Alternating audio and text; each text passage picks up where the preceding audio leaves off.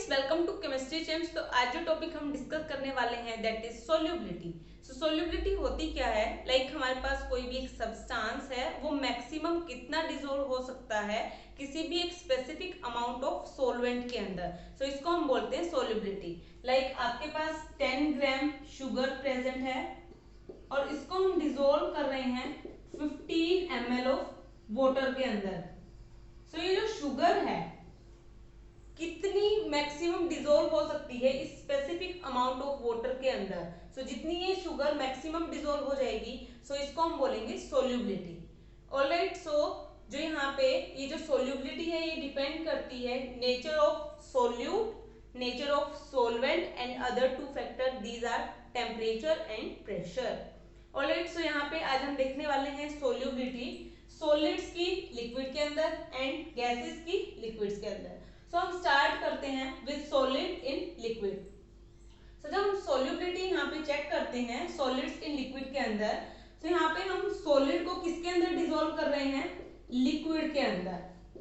ठीक है, सो यहाँ पे जितने भी सॉलिड होते हैं ये सारे के सारे सॉलिड हर लिक्विड के अंदर डिसॉल्व नहीं होते हैं। फॉर एग्जाम्पल हमारे पास यहाँ पे प्रेजेंट है NaCl, ग्लूकोज। तो ये क्या है? इजिली डिसॉल्व हो जाते हैं वाटर के अंदर। तो ये इसके अंदर क्या हो जाते हैं? डिसॉल्व। अगर हम बात करें यहाँ पे naphthalene and anthracene. So naphthalene और जो एंथ्रासीन है ये भी हमारे पास सॉलिड फॉर्म में प्रेजेंट है। तो जब हम इसको वाटर के अंदर डिसॉल्व करते हैं तो ये डिसॉल्व नहीं होते हैं। सो इसी तरीके से अगर नेफ्थलीन और एंथ्रासीन को हम डिसॉल्व करते हैं किसके अंदर? बेंजीन के अंदर। सो ये इजीली डिसॉल्व हो जाते हैं बेंजीन के अंदर। बट जब हम NaCl एंड ग्लूकोज को डिसॉल्व करते हैं बेंजीन के अंदर, सो NaCl और जो ग्लूकोज है ये डिसॉल्व नहीं होते हैं बेंजीन के अंदर। सो यहाँ पे क्या है? जो यहाँ पे पोलर सोल्यूट है ये डिसॉल्व हो रहे हैं पोलर सॉल्वेंट के अंदर, और जो नॉन पोलर सोल्यूट है वो किसके अंदर डिसॉल्व हो रहे हैं? नॉन पोलर सॉल्वेंट के अंदर। मतलब यहाँ पे जितने भी सॉलिड प्रेजेंट होते हैं ये हर लिक्विड के अंदर डिसॉल्व नहीं होते हैं।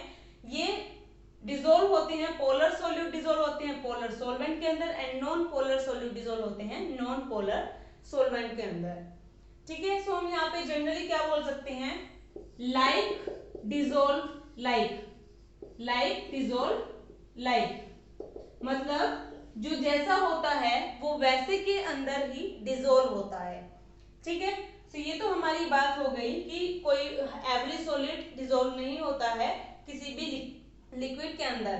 सो अब हम यहाँ पे ले लेते हैं हमारे पास कोई भी एक सॉलिड सोल्यूट प्रेजेंट है और वो एक स्पेसिफिक सॉल्वेंट के अंदर जो है डिसॉल्व हो रहा है। ठीक है, तो यहाँ पे क्या होगा?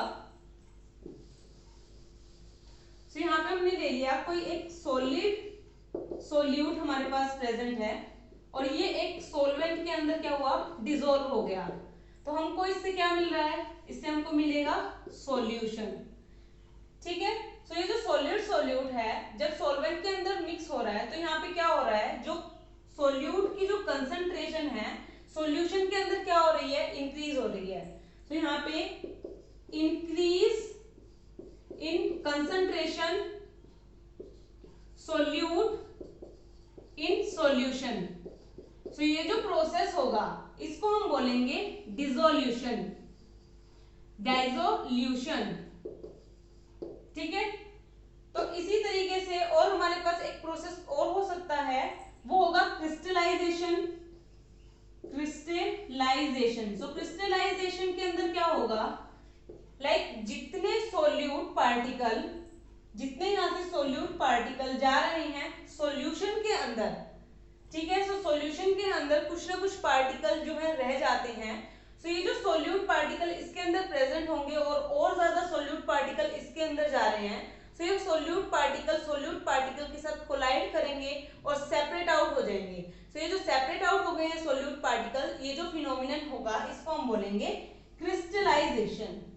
ठीक है, सो यहाँ पे हमारे पास एक स्टेट आ जाएगी इक्विलिब्रियम की, जहां पे दो रिएक्शन जो है सेम रेट पे जा रही होंगी अपोजिट डायरेक्शन के अंदर, like solute plus solvent, they gives solution,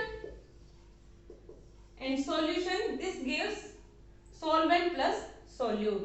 तो यहाँ पे एक स्टेट आ जाएगी जहां पे जो दोनों प्रोसेस है एक ही रेट पे हो रहे हैं, फॉरवर्ड रिएक्शन भी एंड बैकवर्ड रिएक्शन भी। तो यहाँ पे क्या हो रहा है, लाइक जितने सोल्यूट पार्टिकल हमारे पास स्टार्टिंग में प्रेजेंट और ये जा रहे हैं सॉल्यूशन के अंदर, तो इतने ही सोल्यूट पार्टिकल सॉल्यूशन में से सेपरेट आउट हो जाएंगे क्रिस्टलाइजेशन की फॉर्म में। तो यहाँ पे जो सोल्यूट की जो क्वांटिटी होगी, सोल्यूट की जो कंसंट्रेशन होगी वो सेम रहेगी, remains same at specific temperature and pressure. तो यहाँ पे कुछ ना कुछ एक टेम्परेचर या फिर प्रेशर जो कि हमने फिक्स कर दिया है उसके ऊपर ये कंडीशन हमको मिलेगी। तो ये जो हमको इक्विलिब्रियम देखने को मिल रहा है ये डायनेमिक नेचर का होगा, डायनेमिक। ठीक है, तो ये तो हमारी बात हो गई किसकी, हमने डिसोल्यूशन देख लिया, क्रिस्टलाइजेशन देख लिया, एंड यहाँ पे क्या देख लिया, डायनेमिक इक्विलिब्रियम। अब हम यहाँ पे बात करते हैं हमारा सैचुरेटेड सॉल्यूशन क्या होता है। सो सैचुरेटेड सॉल्यूशन, सैचुरेटेड सॉल्यूशन, सो सैचुरेटेड सॉल्यूशन लाइक आपके पास 15 ग्राम शुगर है और 15 ml ही आपके पास वाटर है। सो आप क्या कर रहे हैं, इस शुगर को डिसॉल्व कर रहे हैं 15 ml ऑफ वाटर के अंदर। तो अगर हमने माना कि जो क्वांटिटी है वाटर की ये बहुत ज्यादा कम है, तो ये जो शुगर क्या है एक टाइम के बाद डिसॉल्व होनी बंद हो जाएगी, लाइक मैक्सिमम ये जितनी होगी डिसॉल्व हो जाएगी। बाद में कुछ पार्टिकल जो है आपने देखे होंगे नीचे रह जाते हैं जब हम शुगर को डिसॉल्व करते हैं, और यहाँ पे हमारे पास अगर वाटर की क्वांटिटी अगर कम है तो शुगर के पार्टिकल क्या होंगे, नीचे रह जाएंगे। तो मतलब जितना ये मैक्सिमम डिसॉल्व हुए हैं सोल्यूट पार्टिकल, मतलब इसके बाद और कोई भी सोल्यूट पार्टिकल जो है ऐड नहीं हो रहे हैं, डिसॉल्व नहीं हो रहे हैं सोलवेंट के अंदर। तो ये जो सॉल्यूशन हमारे पास होगा इसको हम बोलेंगे सैचुरेटेड सॉल्यूशन। तो सैचुरेटेड सॉल्यूशन वो सॉल्यूशन होता है जिसके अंदर और ज्यादा सोल्यूट पार्टिकल जो हैं डिसॉल्व नहीं होते हैं सोलवेंट के अंदर, तो इसको हम बोलेंगे सैचुरेटेड सॉल्यूशन। ठीक है, इसी तरीके से अनसैचुरेटेड सॉल्यूशन।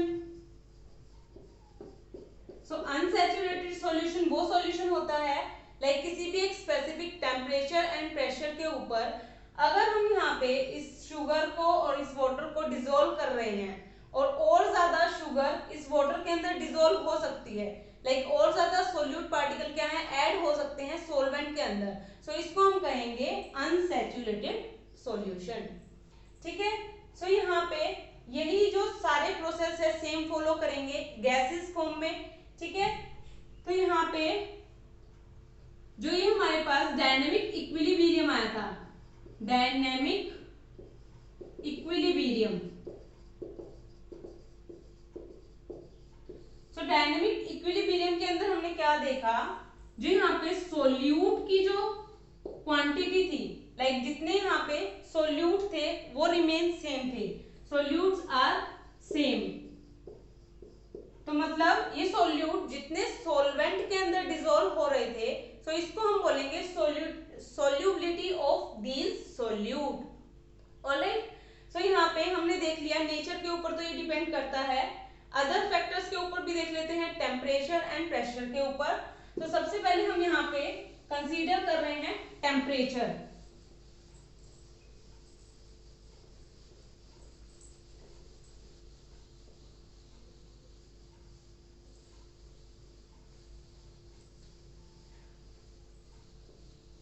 तो सबसे पहले हम यहाँ पे ले लेते हैं effect of temperature. So effect of temperature, so temperature का क्या इफेक्ट होगा, टेम्परेचर बहुत ज्यादा अफेक्ट करता है solubility of solids in liquid को। तो सबसे पहले हम यहाँ पे जो हमारे पास इक्विलिब्रियम के अंदर कंडीशन थी वो राइट डाउन कर लेते हैं, that is solute plus solvent, this is going to solution and solution is going back to solute plus solvent। तो अगर ये जो हमारे पास डायनेमिक इक्विलिब्रियम प्रेजेंट है, डायनेमिक इक्विलिब्रियम, तो ये जो डायनेमिक इक्विलिब्रियम है ये फॉलो करता है ली चैटलियर प्रिंसिपल को।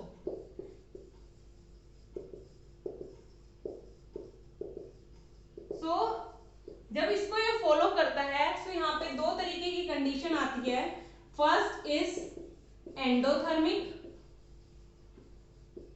Second is exothermic. So endothermic के अंदर क्या होता है, लाइक हमारे पास ये करता है हीट को एब्जॉर्ब, लाइक जो हमारे पास सब्सटेंसेस प्रेजेंट होंगे यहाँ पे हीट क्या होगी, एब्जॉर्ब होगी। सो हीट एब्जॉर्ब, लाइक हम हमारे डेली यूज का जो एग्जांपल है वो देख लेते हैं। आपके पास शुगर प्रेजेंट है और कुछ क्वांटिटी में वाटर प्रेजेंट है, तो अब आप क्या कर रहे हो, इसको किसी पैन में रख के और यहाँ पे क्या किया आपने, फ्लेम ऑन कर दिया, मतलब गैस ऑन कर दिया। सो ये जो शुगर होगी, शुगर इजीली डिसॉल्व हो जाएगी वाटर के अंदर, बिकॉज हमने यहाँ पे टेम्परेचर क्या कर दिया, राइज कर दिया। फ्लेम राइज करना मतलब यहाँ पे हमने टेम्परेचर जो है राइज कर दिया, तो ये शुगर इजीली वाटर के अंदर क्या हो रही है, डिसॉल्व हो रही है। तो यहाँ पे सोल्यूबिलिटी क्या होगा, सोल्यूबिलिटी भी यहाँ पे इंक्रीज हो रही है। So solubility increases with rise of temperature. So जैसे ही हम टेम्परेचर इंक्रीज करते हैं सोल्यूबिलिटी इंक्रीज हो जाती है विद राइज इन टेम्परेचर। ठीक है, इसी तरीके से एक्सोथर्मिक प्रोसेस, तो यहाँ से हीट क्या होती है, हीट लिबरेट होती है या इवोल्व होती है। सो यहाँ से हीट क्या हो रहा है, निकल रही है, लाइक शुगर है और हमारे पास वाटर प्रेजेंट है। सो यहाँ पे जब हीट लिबरेट हो रही है, बाहर निकल रही है, मतलब हम यहाँ पे कोई भी टेम्परेचर प्रोवाइड नहीं कर रहे, सो ये क्या होंगे, बहुत कम डिसॉल्व होंगे। सो एक्सोथर्मिक प्रोसेस के अंदर solubility decreases with decrease in temperature. तो यहाँ पे हम बेसिकली क्या क्या रहे हैं, टेम्परेचर को डिक्रीज कर रहे हैं, सो सोल्यूबिलिटी अपने आप डिक्रीज हो जाएगी। Now the second effect is effect of pressure. So pressure का क्या इफेक्ट होता है, सो यहाँ पे हमने कौन सी सोल्यूबिलिटी जो है कंसीडर की है, that is solubility of solid in liquid. So solids हमारे पास किस फॉर्म में होते हैं, सॉलिड्स जो होते हैं रिजिड होते हैं, मतलब ये इनकम्प्रेसिबल होते हैं। सो जब हम यहाँ पे कोई भी प्रेशर लगाते हैं तो प्रेशर का कोई भी इफेक्ट नहीं होता है सोल्यूबिलिटी के अंदर, बिकॉज सॉलिड क्या होते हैं, इनकम्प्रेसिबल होते हैं। ऑलराइट, सो अभी हम देख लेते हैं second, that is solubility of gases in liquids. So the next is solubility of gases in liquids। So हम यहाँ पे solubility देख रहे हैं किसकी, गैसेस की लिक्विड्स के अंदर। सो यहाँ पे हम बेसिकली कर क्या रहे हैं, गैसेस को डिसॉल्व कर रहे हैं लिक्विड्स के अंदर। ठीक है, सो गैसेस हमारे पास सोल्यूट है और लिक्विड यहाँ पे हमारे पास सोलवेंट है। तो अगर हम यहाँ पे देखें, ऑक्सीजन जो होती है डिसॉल्व होती है वाटर के अंदर, और भी बहुत सारी गैसेस जो हैं डिसॉल्व होती है किसके अंदर, वाटर के अंदर। ठीक है, सो ऑक्सीजन जो है बहुत ही स्मॉल अमाउंट में, वेरी स्मॉल अमाउंट में डिसॉल्व होती है वाटर के अंदर। सो ये जो डिसॉल्व ऑक्सीजन प्रेजेंट होती है वाटर के अंदर, यही रीजन होती है एक्वेटिक लाइफ के लिए, लाइक नीचे पानी में जितने भी जीव रह रहे होते हैं उनकी लाइफ के लिए ये जो डिसॉल्व ऑक्सीजन होती है यही काम करती है उनकी लाइफ को सस्टेन करने के लिए। ठीक है, और इसके अगर हम एग्जांपल देखें, HCl that is hydrogen chlorine gas, ये भी इजीली डिसॉल्व हो जाती है वाटर के अंदर। सो यहाँ पे ये जो गैस का जो डिसोल्यूशन है this is depend upon pressure and temperature. So सबसे पहले यहाँ पे हम देख रहे हैं effect of pressure. So effect of pressure, तो यहाँ पे सबसे पहले हम क्या कंसीडर कर रहे हैं, लाइक हमारे पास एक कंटेनर प्रेजेंट है और नीचे यहाँ पे हमारे पास प्रेजेंट है सोल्यूट। सॉरी यहाँ पे हमारे पास प्रेजेंट है सोलवेंट। सोलवेंट मतलब कोई भी लिक्विड फॉर्म में हमारे पास सोलवेंट है। So this is liquid. So यहाँ पे लिक्विड स्टेट के कोई भी हमारे पास जो है मॉलिक्यूल्स प्रेजेंट होंगे और यहाँ पे हम कंसीडर कर रहे हैं, यहाँ पे हमारे पास प्रेजेंट है गैसियस मॉलिक्यूल्स। ठीक है, सो ये हमारे पास क्या प्रेजेंट है, गैसियस मॉलिक्यूल्स। तो ये गैस फॉर्म में है। सो अब हम यहाँ पे क्या कर रहे हैं, गैस मॉलिक्यूल्स को डिसॉल्व कर रहे हैं लिक्विड के अंदर और यहाँ से हम लगा रहे हैं क्या, यहाँ पे हमने एक पिस्टन लगाया है जिसके ऊपर हम प्रेशर अप्लाई करेंगे। सो इसी तरीके से एक और बना लेते हैं यहाँ पे कंटेनर। सो यहाँ पे हमारा क्या है, दिस इज लिक्विड और यहाँ पे हमारा हो जाएगा गैसियस पार्टिकल और यहाँ पे हमने क्या किया, प्रेशर इंक्रीज कर दिया, पिस्टन लगा दिया। ठीक है, सो ये गैस मॉलिक्यूल्स हैं। सो हम यहाँ पे कर क्या रहे हैं, हमने कंसीडर कर लिया first figure that is A. So इसके अंदर हमारे पास लिक्विड मॉलिक्यूल्स प्रेजेंट है, गैसेस मॉलिक्यूल प्रेजेंट है। सो यहाँ पे जितने गैस के मॉलिक्यूल लिक्विड स्टेट के अंदर जा रहे हैं सो उतने ही लिक्विड स्टेट में से जो मॉलिक्यूल्स है गैसेस फॉर्म में चले जाएंगे। सो यहाँ पे एक डायनेमिक इक्विलिब्रियम कंडीशन क्रिएट हो जाएगी एट दिस स्टेज जहाँ पे हमने कोई भी प्रेशर जो है इंक्रीज नहीं किया है। ठीक है, सो ये तो हो गई कंडीशन। सो यहाँ पे क्या आ गया हमारे पास, डायनेमिक इक्विलिब्रियम। सो डायनेमिक इक्विलिब्रियम के अंदर क्या हो रहा है, जितने सोल्यूट पार्टिकल गैसेस के जा रहे हैं लिक्विड फेज के अंदर उतने ही यहाँ से सोल्यूट पार्टिकल लिक्विड से चल जाएंगे गैसियस फेज में। ठीक है, अब हमने क्या किया, यहाँ से जो है प्रेशर अप्लाई किया। सो ये क्या होगा, ये गैसेस जो है नीचे की तरफ मूव हो जाएंगी बिकॉज गैसेस क्या होती है, रैंडमली प्रेजेंट होती हैं। सो रैंडमली प्रेजेंट है और ये जितना भी वॉल्यूम होता है उतना ऑक्यूपाई कर लेती हैं। सो हमने क्या किया, प्रेशर इंक्रीज किया, सो ये पिस्टन नीचे की तरफ मूव कर गया। सो यहाँ पे ये मॉलिक्यूल्स क्या हुए, इन्होंने अपने आप को एडजस्ट कर लिया, लाइक ये जो वॉल्यूम है गैसियस फेज का ये डिक्रीज हो गया और ये अपने आप को इसके अंदर एडजस्ट कर लिया। ठीक है, अब यहाँ पे क्या हो रहा है, जब हमने प्रेशर इंक्रीज किया सो ये जो मॉलिक्यूल्स हैं, ये जो हमारे पास सरफेस है वाटर वाला, लिक्विड वाला जो सरफेस है इसके ऊपर स्ट्राइक कर रहे हैं और कुछ यहाँ पे गैसेस क्या होंगी इसके अंदर आ जाएंगी, कुछ गैसेस के पार्टिकल्स, बिकॉज यहाँ पे हमने प्रेशर अप्लाई कर दिया है जिसकी वजह से ये जो वॉल्यूम है कम हो गया है और ये जो मॉलिक्यूल्स हैं गैसेस के ये स्ट्राइक करके आ गए हैं लिक्विड फेज के अंदर। सो यहाँ पे जो गैसेस मॉलिक्यूल्स थे इसके अंदर क्या हो गए हैं, डिसॉल्व हो गए हैं और इसी चीज को हमको देखना है, लाइक कितने मॉलिक्यूल्स हमारे पास डिसॉल्व हो रहे हैं। सो यहाँ पे सोल्यूट पार्टिकल इसके अंदर डिसॉल्व हो गए, मतलब गैसेस डिसॉल्व हो गई हैं वाटर के अंदर विद इंक्रीज इन प्रेशर। सो जब हम प्रेशर को इंक्रीज कर रहे हैं तो यहाँ पे जो है हमारे पास सोल्यूबिलिटी इंक्रीज हो रही है। So with increase in pressure solubility increases. ठीक है, सो यहाँ से सोल्यूबिलिटी हमने देख ली इंक्रीज हो रही है, बट यहाँ पे क्या होगा, जो हमारे पास यहाँ पे डायनेमिक इक्विलिब्रियम प्रेजेंट था सो ये डायनेमिक इक्विलिब्रियम चेंज हो जाएगा टू अ न्यू इक्विलिब्रियम। सो यहाँ पे न्यू इक्विलिब्रियम आ जाएगा एट कोई भी जो हमने यहाँ पे प्रेशर लगाया है स्पेसिफिक प्रेशर एंड टेम्परेचर के ऊपर। ठीक है, सो यहाँ पे अभी हम प्रेशर की कंडीशन लगा रहे हैं, सो एट स्पेसिफिक प्रेशर। ठीक है, सो अब यहाँ पे हेनरी था जिन्होंने फर्स्ट टाइम ये बताया था, हेनरी ने क्वांटिटेटिव रिलेशनशिप दिया था लाइक गैसेस एंड जो हमारे पास लिक्विड फॉर्म में प्रेजेंट है इनके बीच में। तो इन्होंने बोला था जितना हम प्रेशर अप्लाई कर रहे हैं गैसेस के ऊपर so this is directly proportional to the solubility of gases. So यहाँ पे सोल्यूबिलिटी किसके डायरेक्टली प्रोपोर्शनल होगी, प्रेशर ऑफ गैस। सो जितना हम प्रेशर लगाएंगे उतनी ही ज्यादा सोल्यूबिलिटी होगी गैसेस की। सो इसको हम हेनरी लॉ भी बोलते हैं। सो हेनरी का एक कॉन्टेम्परेरी था, दैट इज डाल्टन्स।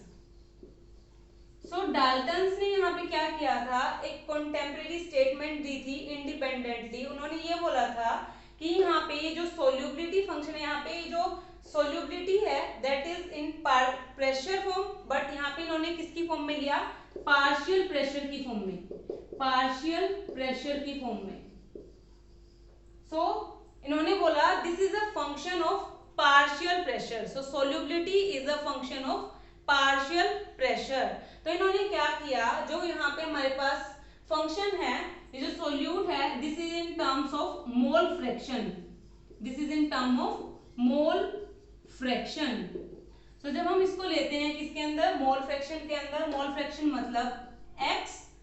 सो जब हम इसको मोल फ्रैक्शन के अंदर लेंगे, सो यहाँ पे जो प्रेशर होगा that is in terms of partial pressure. किसकी टर्म्स में होगा, पार्शियल प्रेशर की टर्म्स में। ठीक है, तो अब यहाँ पे क्या किया इन्होंने, मोल फ्रैक्शन को ले लिया और पार्शियल प्रेशर को ले लिया। तो इसकी टर्म्स में अब यहाँ पे इन्होंने लॉ इंट्रोड्यूस किया, दैट इज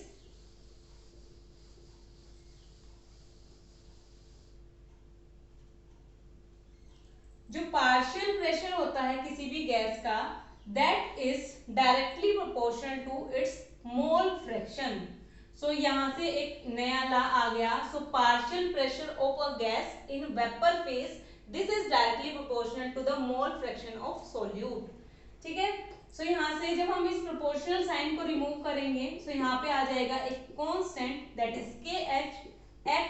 सो ये जो KH है that is Henry constant, this is known as Henry constant. तो यहाँ पे जो है KH की वैल्यू डिफरेंट हो सकती है for different gases at different pressure. ठीक है, सो लाइक एक गैस के लिए भी, लाइक हमने प्रेशर अगर चेंज किया है, अगर हमारे पास एक गैस है सेम है, सो यहाँ पे प्रेशर हमने डिफरेंट ले लिया, यहाँ पे हमने प्रेशर डिफरेंट ले लिया, तो यहाँ पे KH की जो वैल्यू होगी डिफरेंट होगी, सेम नहीं आएगी।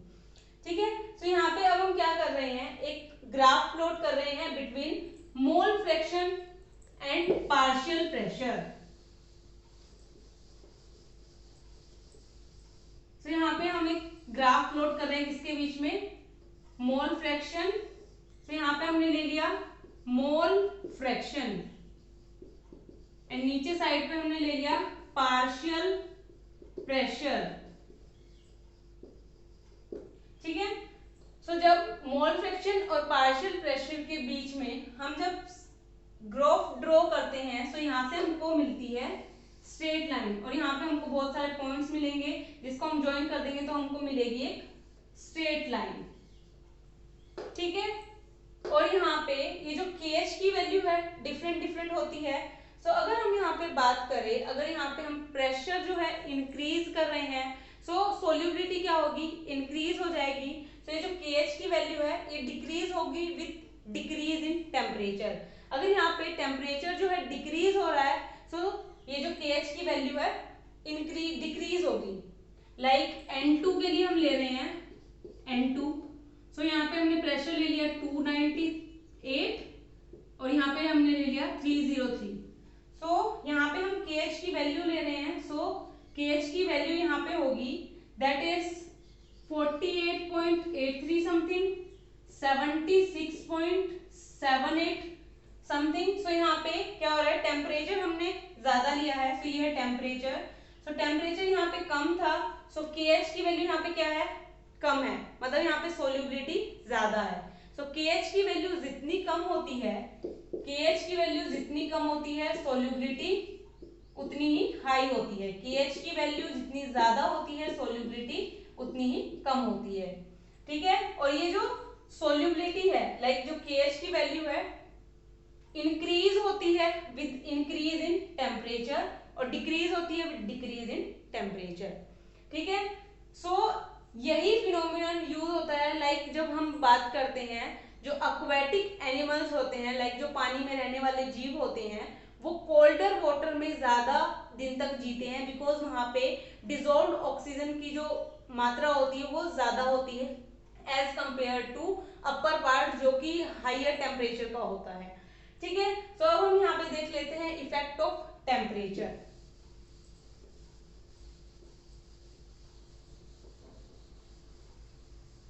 So second is effect of temperature. ठीक है, सो हमने क्या बोला था प्रेशर के अंदर, तो यही था कि प्रेशर इंक्रीज कर रहे हैं, सोल्यूबिलिटी इंक्रीज हो रही है। ठीक है, अब हमने यहाँ पे क्या किया, टेम्परेचर इंक्रीज कर दिया। लाइक हमारे पास ये प्रेजेंट है, यहाँ पे हमारे पास लिक्विड प्रेजेंट है और यहाँ पे हमारे पास क्या प्रेजेंट थे, गैस प्रेजेंट थी, गैसेस प्रेजेंट के मॉलिक्यूल्स प्रेजेंट थे। तो हमने क्या किया, यहाँ से इसको टेम्परेचर किया, सो ये मॉलिक्यूल्स क्या होंगे, बाहर की तरफ निकल जाएंगे, इवेपोरेट हो जाएंगे क्योंकि हमने टेम्परेचर प्रोवाइड किया है। सो मतलब यहाँ से सोल्यूबिलिटी हमको क्या दिख रही है, डिक्रीज हो रही है, बिकॉज मॉलिक्यूल्स क्या है, बाहर की तरफ जा रहे हैं, इसके अंदर डिसॉल्व नहीं हो रहे लिक्विड के अंदर। सो यहाँ से सोल्यूबिलिटी क्या है, डिक्रीज हो रही है। So solubility decreases with rise in temperature। ठीक है, सो यही था टेम्परेचर का इफेक्ट गैसेस इन लिक्विड्स के अंदर। सो यही था आज का हमारा टॉपिक सोल्यूबिलिटी। होप ये आपको समझ आया होगा। Hit the like button, share with your friends and subscribe to my channel. Thank you so much.